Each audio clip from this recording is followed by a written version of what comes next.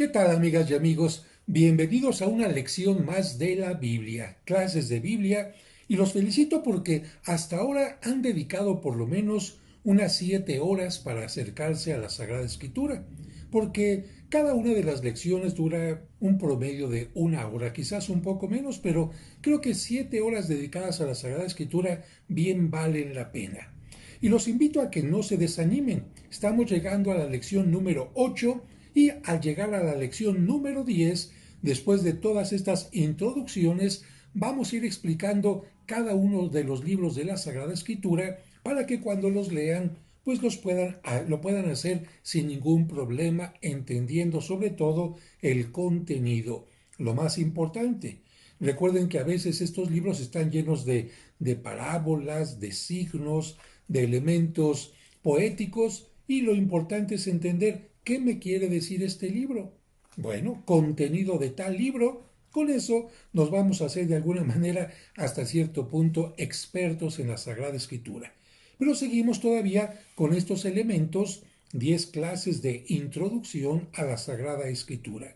Y les recuerdo que si escuchan algún ruido, un tráiler que camina por acá, un claxon, algún elemento extraño a mi voz, recuerden que no estoy en un estudio profesional, estoy en una oficina simple y con un teléfono celular que está grabándome en este momento, por lo que los ruidos de alguna manera los entendemos y no nos tienen que distraer de lo nuestro. ¿Cómo se llama la lección del día de hoy? Diversas actitudes frente a la lectura de la Biblia. Bueno, tú sabes que ante cualquier objeto, ante cualquier persona, ante cualquier realidad, el ser humano puede tomar distintas actitudes, ¿no? Por ejemplo, tú vas a una fiesta y en la fiesta está el que llegó con muchas ganas de bailar, de convivir, de comer, de tomar alguna bebida refrescante. Hay otro que llega únicamente con la actitud de chismear, únicamente de enterarse de los chismes del momento. Hay otra persona que llega con la actitud así, de que no le importa nada, pues lo llevaron a la fuerza. Hay otro que llega con la actitud de criticar todo. Ay, mire ese vestido y ese cómo viene con ese traje tan feo. Ay, qué comida, quién sabe qué. Y hay otras personas que llegan con una actitud totalmente distinta. Bueno, la Biblia, vamos a decir, es un libro. ¿Qué actitudes se pueden tener ante este libro? Muchísimas. Desde quien dice, vamos a quemar la Biblia, a quien dice, no, vamos a cuidarla. A quien toma la Biblia únicamente como un objeto hermoso de adorno, pero que nunca lo lee. Y aquel que incluso se ha acabado ya varias Biblias de tanto leer, escribir incluso algunas notas sobre ellas, distintas actitudes. Pero vamos a ver qué nos dice el texto el día de hoy. El Concilio Vaticano II dice, el Santo Sínodo, la reunión de los obispos, recomienda insistentemente a todos los fieles la lectura asidua de la Escritura para que adquieran la ciencia suprema de Jesucristo, pues desconocer la Escritura es desconocer a Cristo. Esto lo decía San Jerónimo. Acudan de buena gana al texto mismo.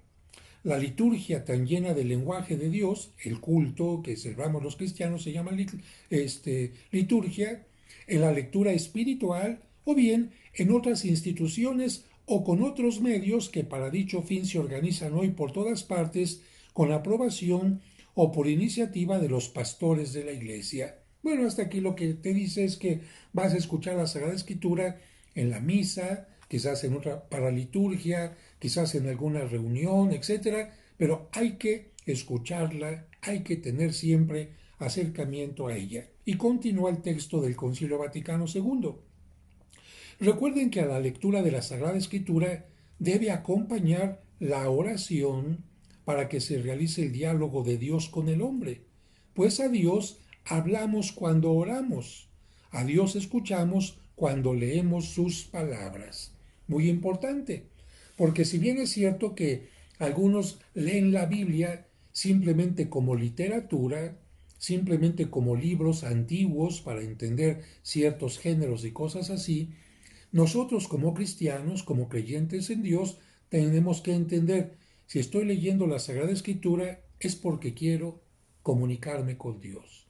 Quiero abrir mis oídos, mi corazón, para que Él me diga lo que quiero, lo que necesito, lo que espera de mí. Y también, por supuesto, la Sagrada Escritura me puede inspirar para decirle, Dios mío, ayúdame en esto, o yo te quiero dar gracias por esto, en fin. Entonces, a la lectura de la Sagrada Escritura se nos invita que esté unida la oración. Y continúa y finaliza así este primer texto.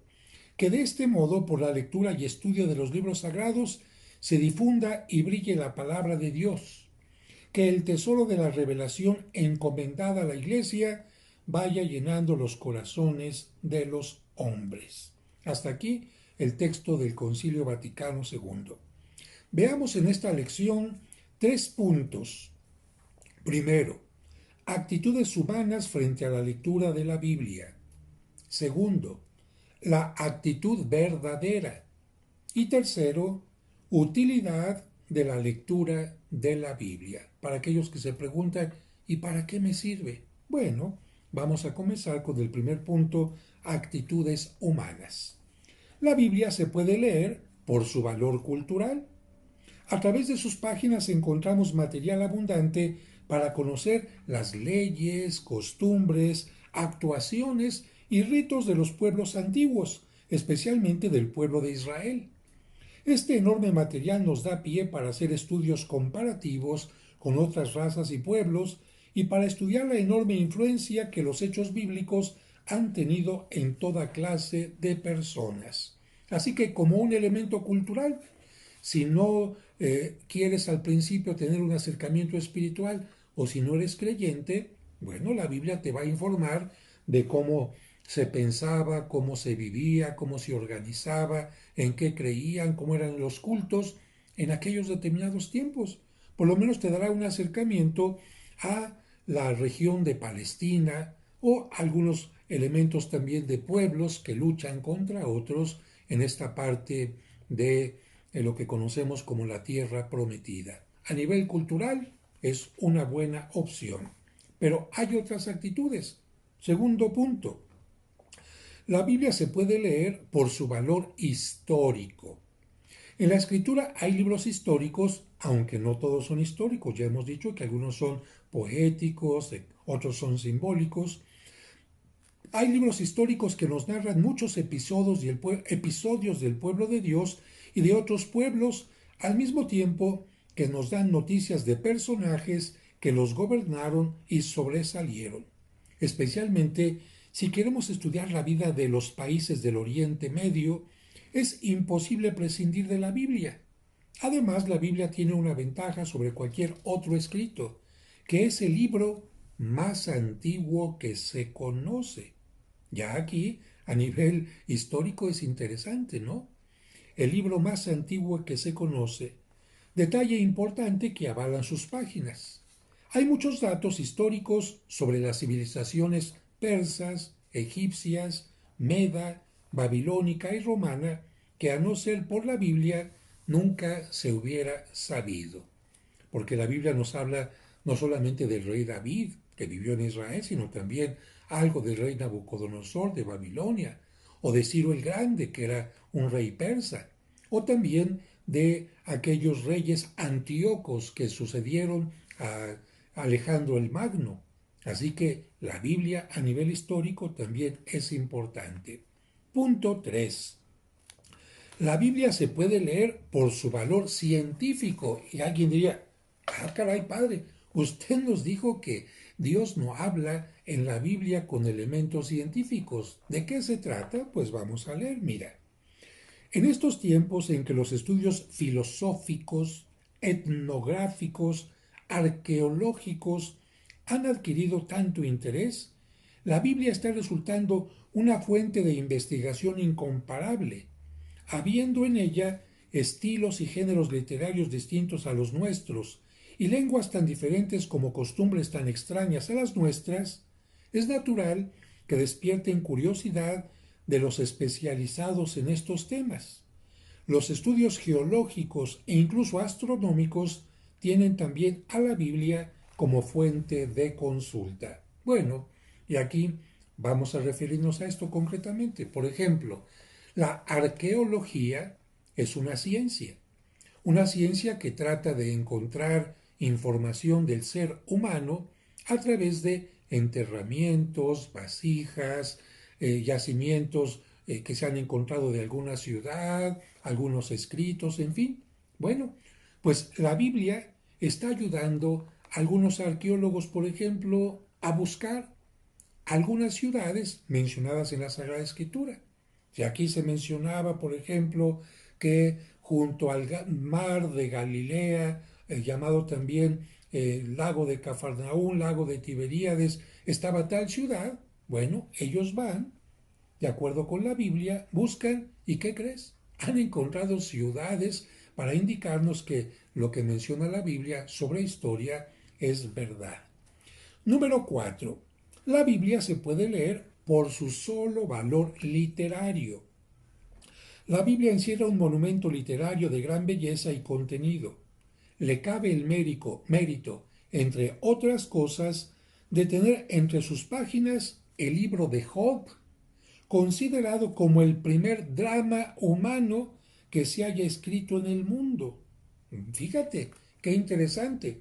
Si bien los griegos tuvieron varias historias sobre drama, y después, por supuesto, Hamlet, y en nuestro tiempo también hay muchas historias y novelas que tienen que ver con el drama humano, fíjate, el libro de Job, este libro en donde Dios incluso y el demonio se ponen a platicar y hacen hasta cierto punto retos, es el primer libro de drama humano.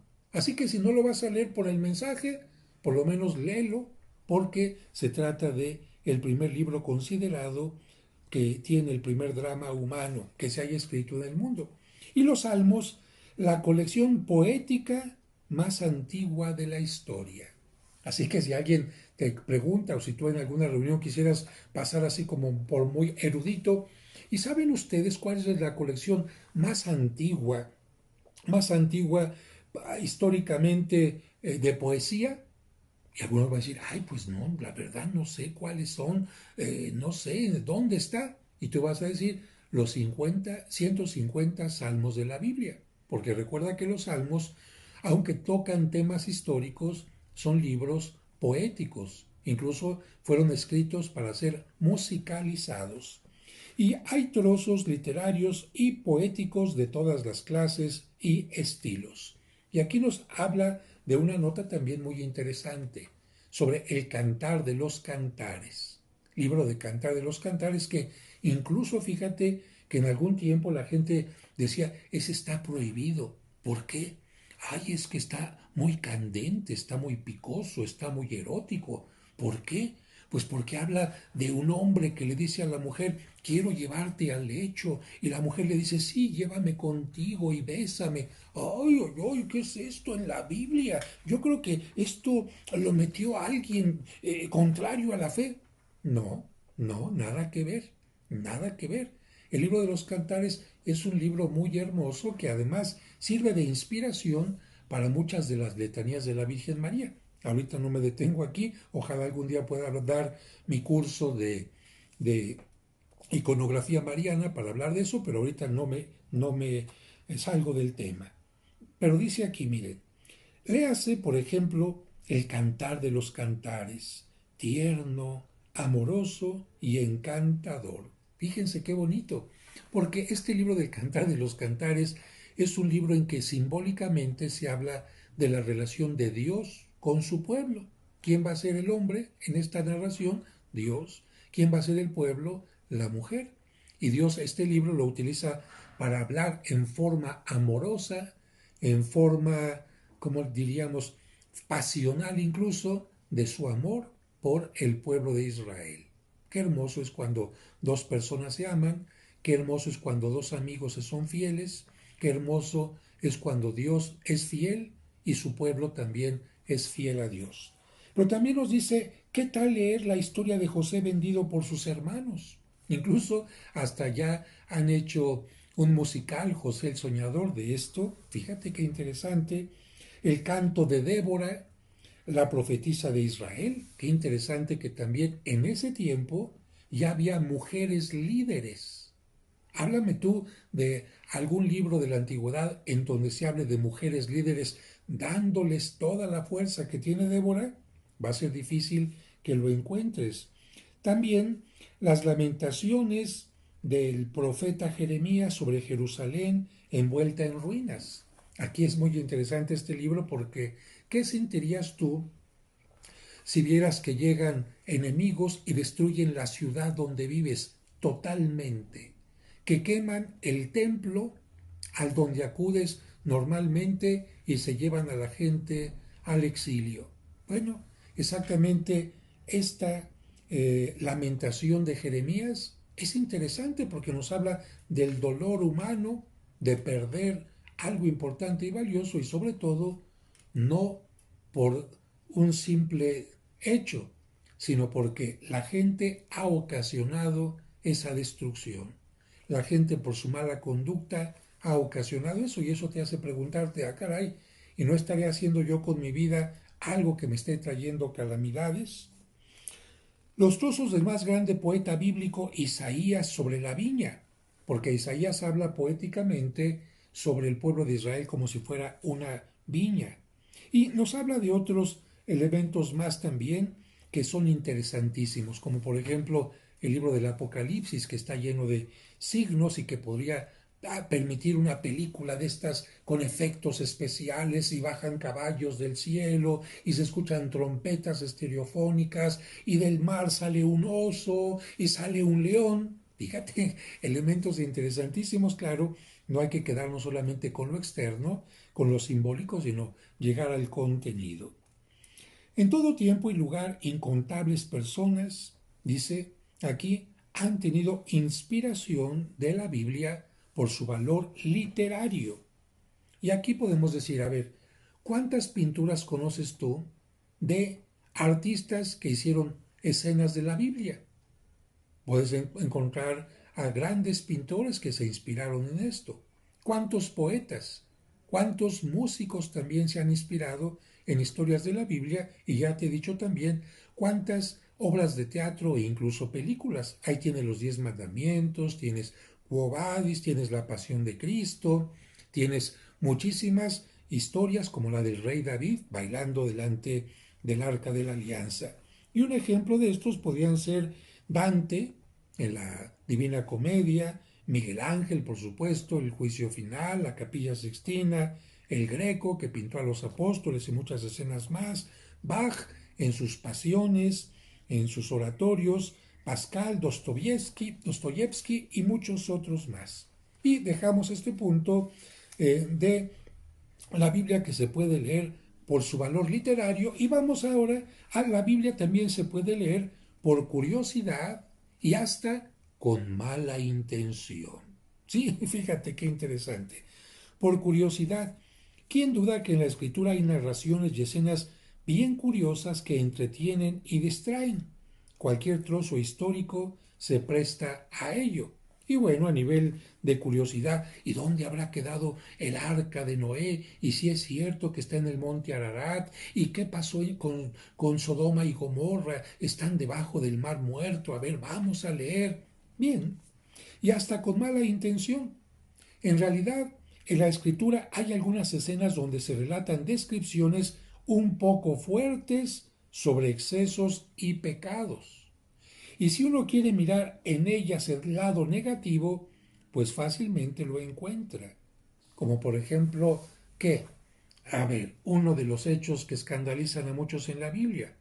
Cuando Lot, este pariente de Abraham, vivía en Sodoma y pues es enterado, se entera de que Dios va a destruir Sodoma y Gomorra. Y entonces el ángel le dice, sal con tu esposa y tus hijas, pero no voltees para atrás porque puede haber problema. Y la esposa de Lot, lamentablemente, cuando salen, voltea hacia atrás. ¿Y qué le pasa? Tú lo sabes muy bien. Quizás no sepas en qué libro de la Biblia, quizás no sabes en qué capítulo, en qué versículo, pero sabes en qué se convirtió en sal, para que veas cómo tienes influencia de la Biblia de una o de otra manera. Bien, y entonces viene un gran problema con sus hijas. sus hijas se ponen a pensar, bueno, mi papá es el único hombre que hay, o por lo menos el único hombre en todo este entorno. Si mi papá muere, ¿qué va a pasar con nosotras? Y entonces en la Sagrada Escritura viene esta historia que para muchos es impactante y que incluso la hicieron muchos pintores. ¿Cuál escena? El momento en que las hijas de Lot lo embriagan para tener relaciones con él. Claro, alguien con malas intenciones, ¡ay, ay! En la Biblia se está enseñando esta cuestión espantosa de que los hijos tengan relaciones con los padres. A ver, si no entiendes todo el contexto histórico, como te lo estoy contando, el contexto psicológico, el miedo, la angustia de que se iba a acabar el género humano, no entenderás esto. Por supuesto que la iglesia nunca va a estar, y mucho menos la Biblia estaría, y por lo menos Dios no estaría a favor de que los padres tengan relaciones con sus hijos. Pero se nos está hablando también de un drama humano que puede llegar hasta este punto. Otra historia que también ha ocasionado mucha, así como admiración, es cuando el rey David, pudiendo tener tantas esposas, porque el rey David no creas que tenía una sola esposa.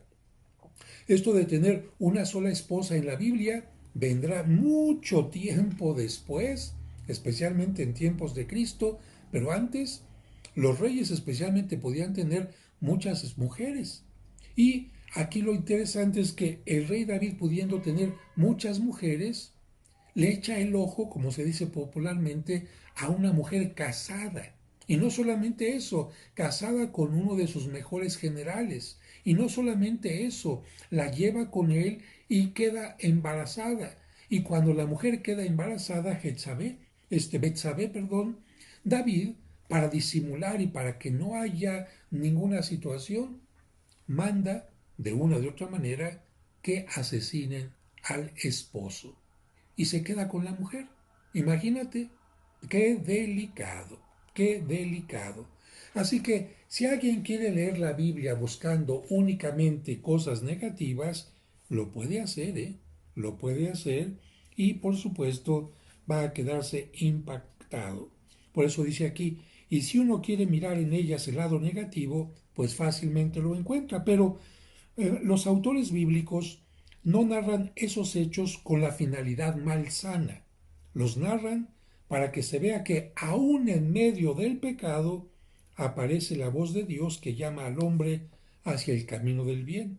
Por lo tanto, podemos concluir con una frase de Erasmo de Rotterdam: lejos de mí toda curiosidad impía. Pero bueno, hay gente que la lee así.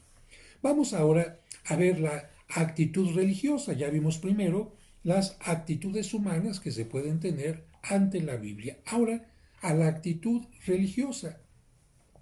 Hay otro modo de leer la Biblia que debe ser el principal, el espiritual, es decir, la búsqueda del mensaje religioso y salvador que contienen sus páginas para llevarlo a la vida.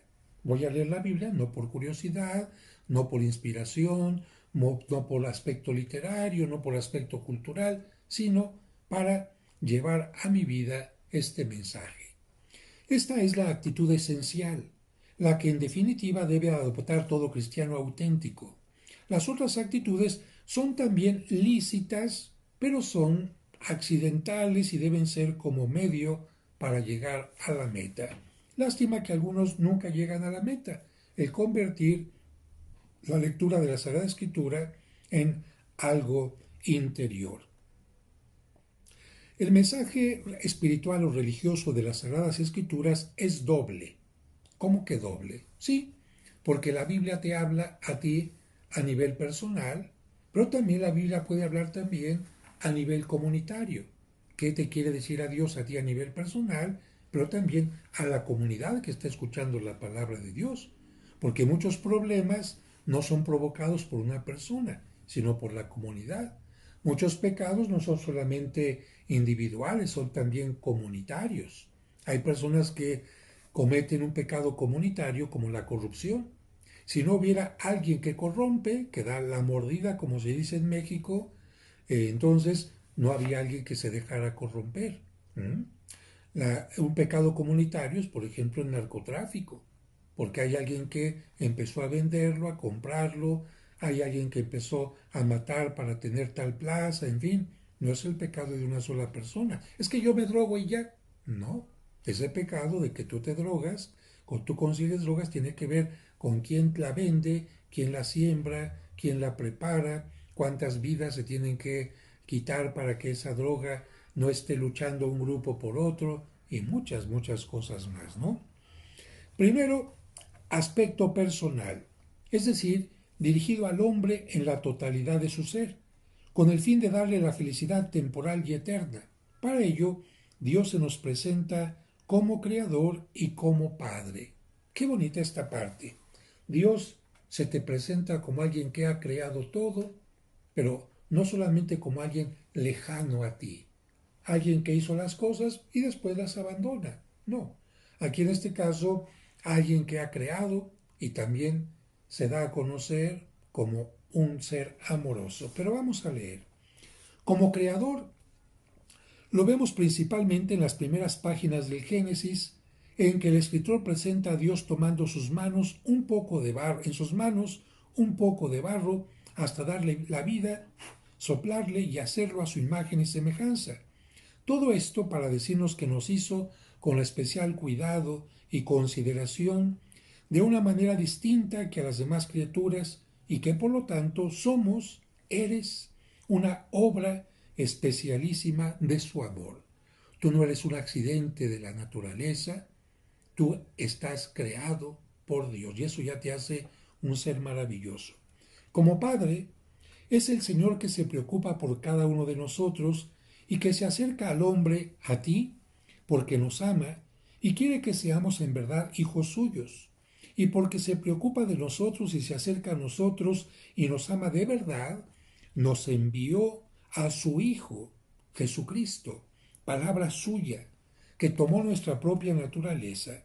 Por eso leemos en San Juan: tanto amó Dios al mundo que le dio a su Hijo unigénito, a fin de que todos cuantos crean en Él no perezcan, sino que tengan vida eterna. Esto en cuanto se refiere a el mensaje espiritual personal. Ahora, mensaje espiritual comunitario, es decir, dirigido al pueblo de Dios personificado en el Antiguo Testamento en Israel y en el Nuevo Testamento en la iglesia fundada por Cristo. Así que queda claro, a nivel comunitario Dios se dirige en el Antiguo Testamento al pueblo de Israel y en el Nuevo Testamento a los seguidores de Cristo, a la iglesia en forma comunitaria.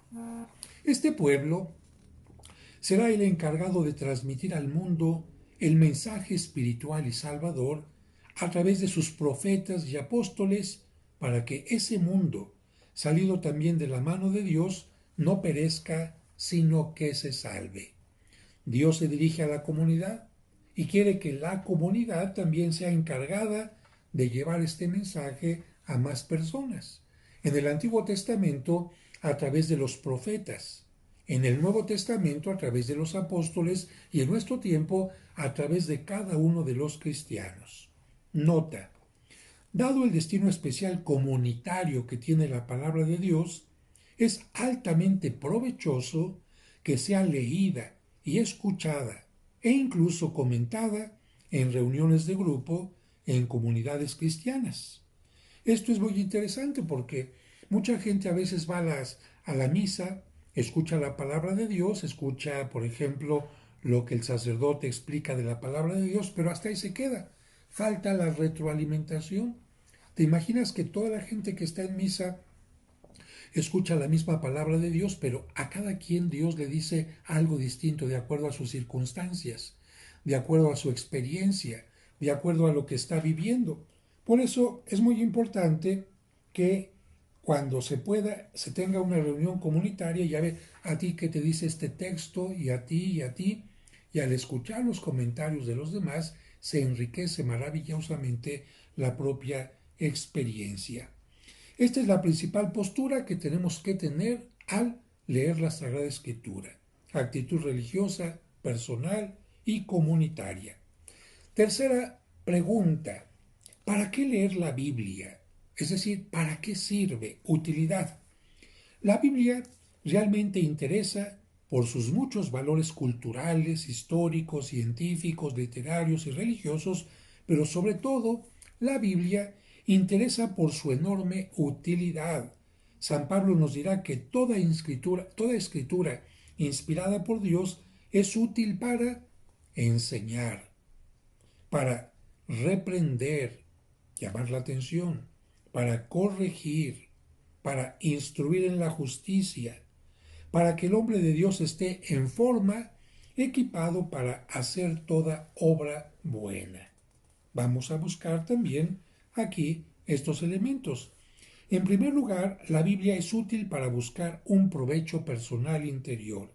Y esto se realiza a través de dos actitudes. Primera actitud, poniéndose en disposición de escuchar la palabra que el Señor nos comunica, recibiéndola con fe.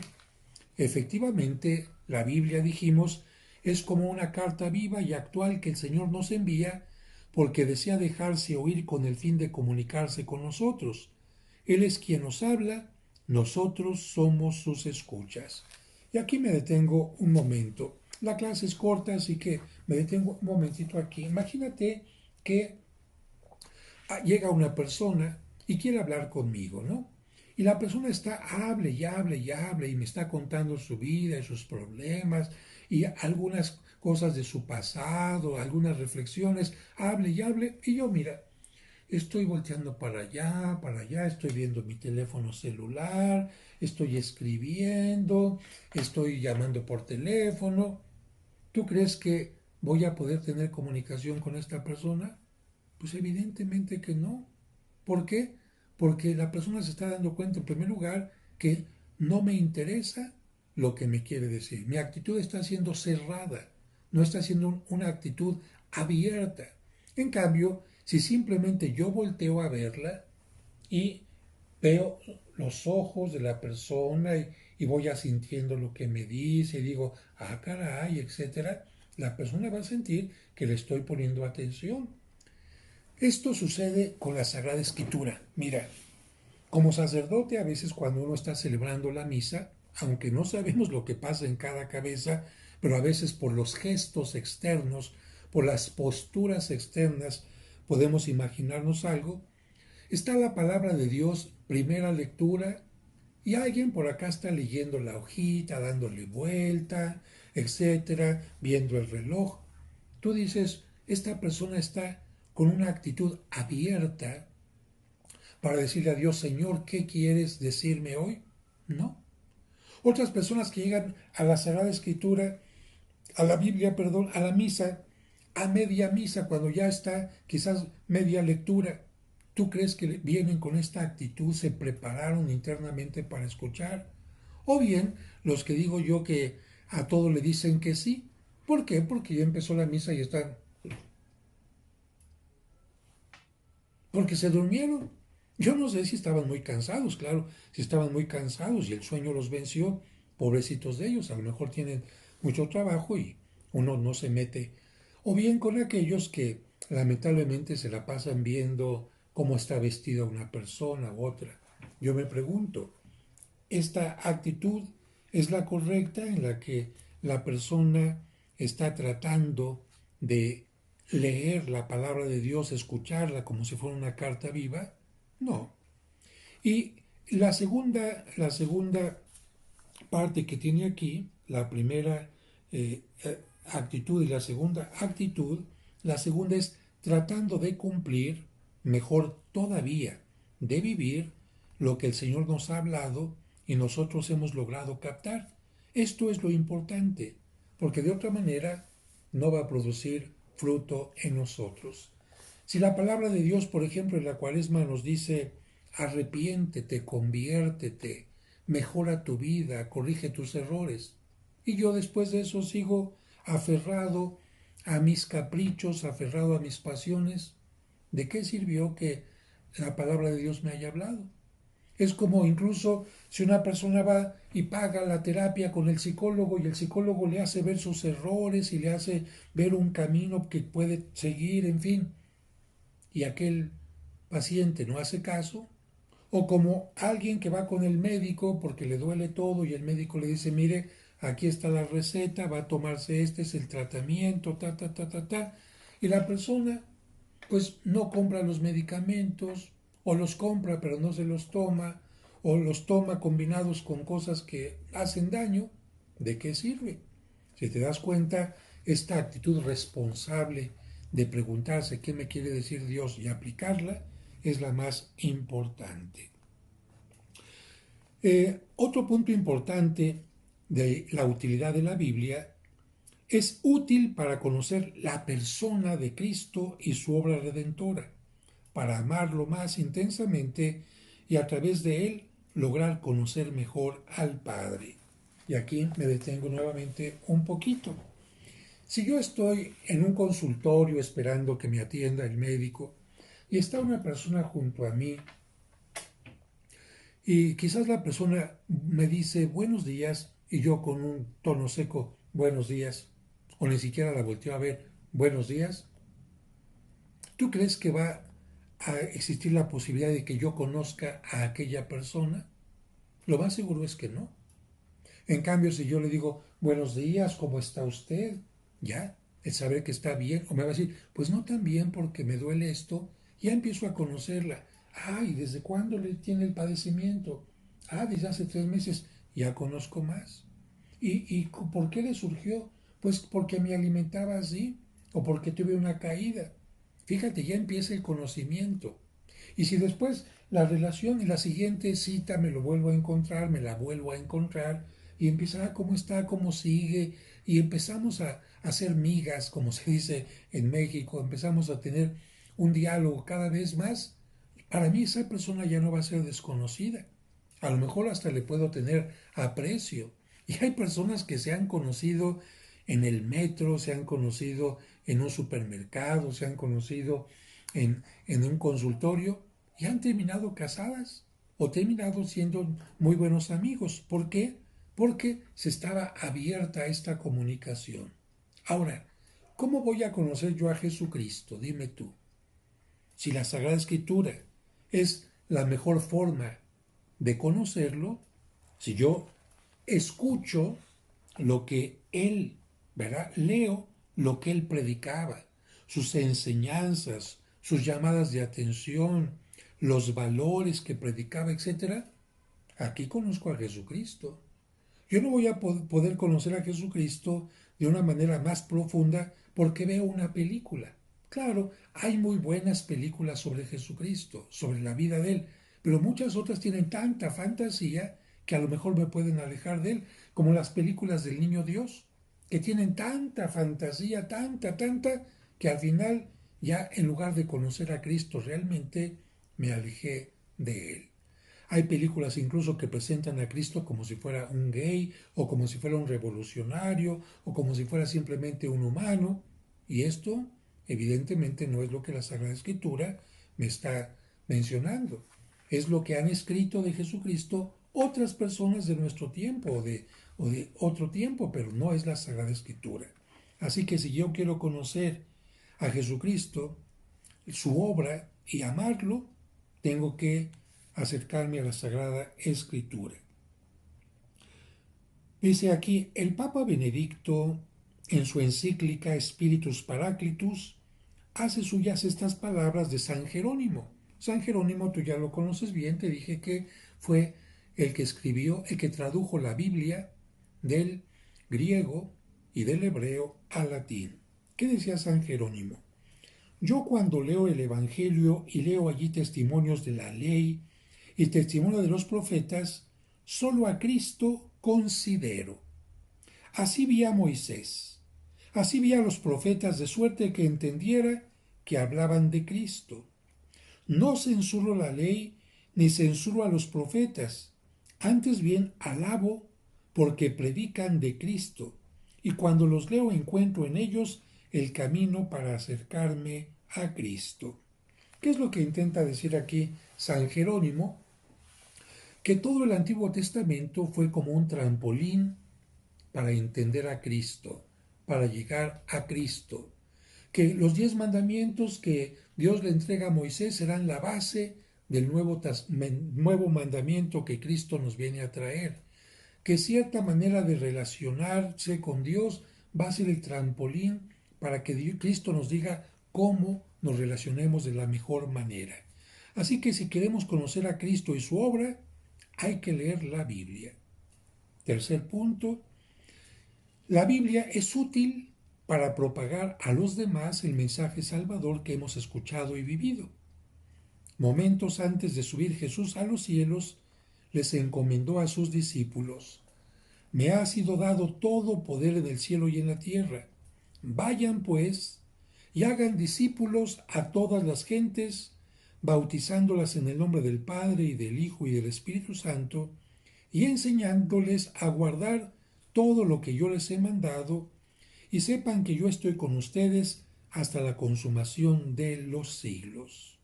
¿Qué significa esto? Cristo envía a sus apóstoles y también a ti y a mí a llevar el Evangelio a la gente que no lo conoce.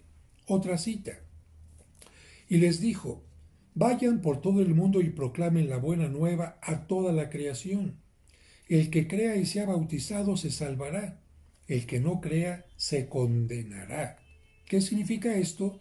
Que la Sagrada Escritura puede ayudar a que alguien se salve. Y si no le ayudamos, es como si vemos que una persona necesita un medicamento y no se lo damos. La Sagrada Escritura podría salvar a muchas personas que estaban en el camino de la destrucción. Y esto lo podemos encontrar no solamente en el catolicismo. Vemos, por ejemplo, que algunos de los llamados actualmente cristianos, que son también llamados hermanos separados o protestantes, muchos de ellos artistas incluso estaban en el camino del hundimiento, de la destrucción. Y gracias a que alguien les habla de la Biblia, alguien les habla de Dios a través de la Biblia, encuentran un camino de salvación. Pero hay que llevar el mensaje. La intención de Cristo está clara. El cristiano sí ha de ser fiel a la palabra de Dios, no solo tiene que escuchar y vivir el mensaje espiritual y salvador de la Biblia, sino también debe de publicarlo, comunicarlo, participarlo, compartirlo a los cuatro vientos para que otros lo reciban y lo vivan. Dice el apóstol San Pablo. Esto se hace una pregunta, pero ¿cómo invocarán a aquel en quien no creen? ¿Cómo creerán en aquel a quien no han oído? ¿Cómo oirán sin que se les predique? ¿Y cómo predicarán si no son enviados? Como dice la Escritura, qué hermosos son los pies de los que anuncian el bien. Pero no todos obedecieron a la buena nueva, porque Isaías dice: Señor, ¿quién ha creído a nuestra predicación? Por tanto, la fe viene de la predicación, y la predicación por la palabra de Cristo. ¿Cómo voy a predicar lo que no conozco? Tú, para ser maestro, si eres maestro quizás de cocina o maestro de gimnasia o maestro de macramé o de lo que sea, tú tuviste que aprender primero aquello que vas a enseñar. ¿Cómo vas a llevar el Evangelio si tú no lo conoces? ¿Cómo vas a hablar de Cristo si no lo conoces? Si para ti es un desconocido o alguien que has escuchado, alguien de quien has escuchado hablar, pero en películas y cosas así, y te falta lo más importante. Repito esto que dice San Pablo. ¿Cómo va a invocar la gente a quien no cree, en quien no cree? La gente no habla con Dios, no hace oración con Dios porque no creen en Él. Y continúa. ¿Y cómo van a creer en aquel a quien no han oído? O aquel de quien no han oído. Claro, si tú no has escuchado nada de un médico, pues no vas a buscarlo. En cambio, si alguien te dice, ese médico, esto y aquello, por eso San Pablo dice, ¿cómo creerán en aquel de quien no han oído? Y después dice, ¿cómo irán si nadie les predica? ¿Y cómo van a predicar si alguien no los envía? Bueno, a ti y a mí nos envía Cristo a predicar el mensaje de salvación, y sería muy hermoso que leyendo la Sagrada Escritura, y para eso estás estudiando este curso, leyendo lo más importante, ni siquiera todos los libros al principio, al principio, y lo vas a ver más adelante, Vamos a comenzar con los libros más sencillos y ya de eso te vas a enamorar de la Sagrada Escritura y vas a hablar de ella con los demás. Y leo los últimos renglones. En cuarto lugar, en lo que se refiere a utilidad, la Biblia es útil para estudio de la teología, ya que en ella se apoya, ya que en la teología, o mejor dicho, ya que la teología está apoyada en la palabra escrita de Dios. Y con esto voy a terminar. ¿Qué es la teología? La teología es, vamos a llamarle así, una parte de la fe que se refiere al estudio de la palabra de Dios. ¿Qué me quiere decir Dios? Pero no solamente en la escritura.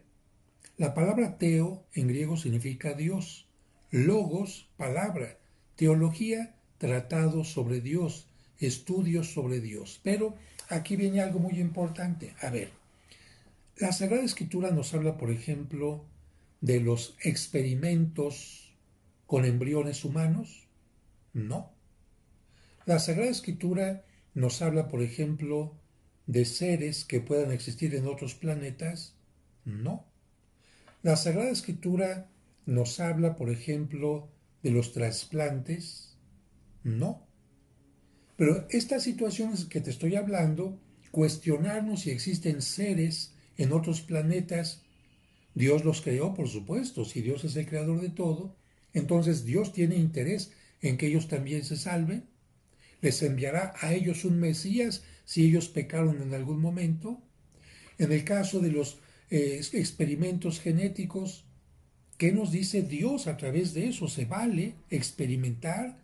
¿Se vale hacer inseminación in vitro cuando para que nazca un bebé se hacen varias fecundaciones y después se tiran los que se consideraron menos válidos aun cuando ya haya habido concepción? ¿Te das cuenta? Hay muchas palabras, muchas cosas, perdón, muchos temas que el cristiano tiene que preguntarse, ¿qué nos diría Dios en este momento? ¿Qué nos diría Dios acerca del comunismo, del capitalismo, de la trata de personas? ¿Qué nos diría Dios acerca de la actividad económica actual? ¿Qué nos diría Dios ahora de la contaminación? Ay, padre, pues es que a ver, capítulo, dígame de la contaminación. No, aquí no está. Se habla de contaminación espiritual, si acaso, pero contaminación atmosférica, no. ¿Qué nos diría Dios entonces de las armas nucleares? ¿Qué nos dice la teología? ¿Qué nos dice exactamente la teología? Aquí está la palabra. La teología es, las personas que conocen la Biblia dicen, miren, si aquí dice Dios en el libro del Génesis que todo era bueno y le da al hombre la autoridad sobre la naturaleza, ahí nos está diciendo que debemos de cuidarla y por lo tanto Dios está en contra de la explotación de los bosques en una forma indiscriminada o está en contra de aquello que pueda acabar una especie en el mundo. Bueno, si aquí en esta parte Dios nos habla del cuidado a los niños y del respeto a la vida y de que San Juan salta desde el vientre materno, aquí se nos dice entonces que ya es ser humano, no es un feto, no es un embrión, es una persona la que está en el vientre de un ser humano y por lo tanto hay que respetar a aquella persona. Bien, quizás mis ejemplos no sean muy claros, pero la teología, ¿qué es? La teología es, a través de la Sagrada Escritura, preguntarle a Dios qué es lo que nos diría acerca de determinados temas. Y esto no es simplemente sacar conclusiones por ocurrencia, sino porque se conoce no solamente una parte de la Biblia, sino todo el contexto, todo el contexto. Y aquí, por supuesto, hay que tomar en cuenta esto. Muchos de los llamados evangélicos o protestantes, cuando uno habla de alguna determinada cosa, por ejemplo, una oración a la Virgen o a los ángeles, ¿dónde está? ¿Dónde dice eso en la Biblia? Quiero literalmente que me diga en qué cita. A ver, discúlpame. Pero es que, ¿dónde se dice aquí qué pasó después de que los apóstoles murieron? No está en la Biblia. Pues no, no está en la Biblia, pero también existen libros de historia. y el teólogo toma en cuenta la Biblia, los libros de historia y hace una reflexión profunda para entender qué es lo que nos quiere decir en cada tiempo, en cada momento. Y a eso se le llama en muchas ocasiones los signos de los tiempos. Bueno, no me quiero alargar más porque les dije que la lección era corta. Hoy hemos avanzado bastante y hemos tocado los siguientes puntos. Diversas actitudes frente a la lectura de la Biblia. Actitudes humanas, también hemos visto la actitud religiosa. El tercer punto, ¿para qué leer la Biblia? La utilidad de la Biblia. Y esto es lo que hemos aprendido el día de hoy. Recuerden, por favor, denle like al video, suscríbanse si no están suscritos a mi canal y si es la primera clase que ven, busquen las anteriores en mi canal de YouTube. Que Dios les bendiga.